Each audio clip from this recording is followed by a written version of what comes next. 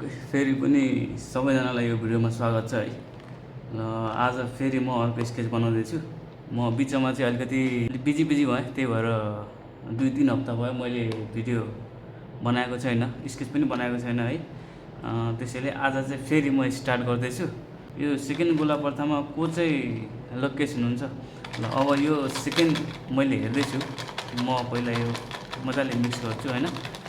अब हेरौँ है त सेकेन्ड को हुनुहुन्छ होला।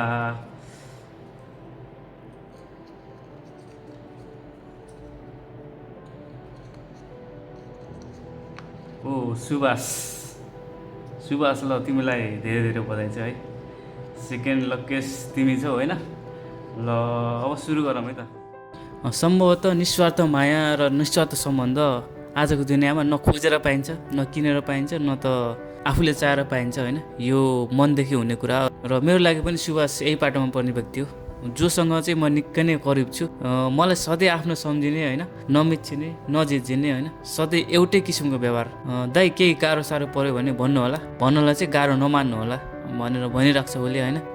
मेरो लागि यो शब्द निकै नै अमूल्य छ र मेरो लागि सधैँ समय निकालेर मेरो जिन्दगीका हरेक पलहरू विशेष बनाइदिने मान्छे पनि हो सुभाष, जुन सधैँभरिको लागि अविस्मरणीय रहनेछन्। यति मिठा दिन र पलहरूको लागि चाहिँ म तिमीप्रति निकै नै आभारी छु सुभाष, र आउने दिनहरूमा पनि यो सम्बन्ध र मायाको अपेक्षा राख्दछु। अलिकति म सुभाषको व्यक्तिगत बाटोमा जान चाहन्छु। सुभाष एउटा प्रतिभाशाली व्यक्तित्व भएको मान्छे हो, जसले मनदेखिको चाहेको कुरा चाहिँ सजिलैले हासिल गर्न सक्छ र हरेक कुराहरूमा रुचि राख्ने मान्छे पनि हो। मलाई याद छ सानो छँदा तिहारको बेला स्पिकरमा गीत बजाएर नाचेको होइन, जहाँ कि गीतको कुनै सुगन्ध पनि भेटेको थिएन मैले। र मनदेखि चाह्यो भने नहुने चाहिँ केही पनि होइन रहेछ। एक्कासी सुभाषको त्यो गायन क्षेत्रमा इन्ट्री भएको देख्दा म निकै नै अचम्मित भएको थिएँ। सुभाषको त्यो हरेक रचनाहरू मलाई एकदम मनपर्छ र त्यो उसको गीतप्रतिको लगाव, त्यो मेहनत साँच्चीकै प्रशंसा गर्ने योग्य छ। अब मैले यो भनिराख्दा तपाईँहरूलाई पनि लागिराखेको होला कि यो मान्छेले कस्तो चाहिँ गीत गाउँछ भनेर होइन।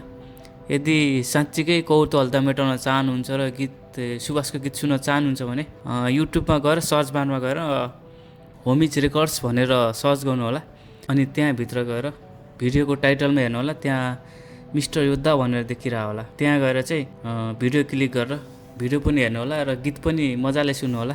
अवश्य नै तपाईँहरूलाई पनि राम्रो लाग्नेछ होइन। ल यति भनिराख्दा स्केच पनि सकियो होइन। आजको लागि चाहिँ यति नै, फेरि अर्को भिडियोमा भेटौँ होला। अहिलेलाई चाहिँ सुभाषकै गीतमा बिरो लान्दियो है त।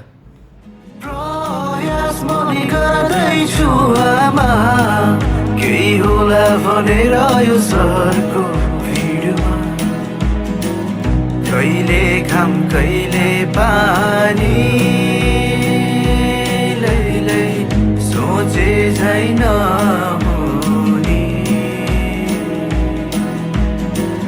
गाह्रो छ बाँच्न नि, लैलै नबाँची नहुने,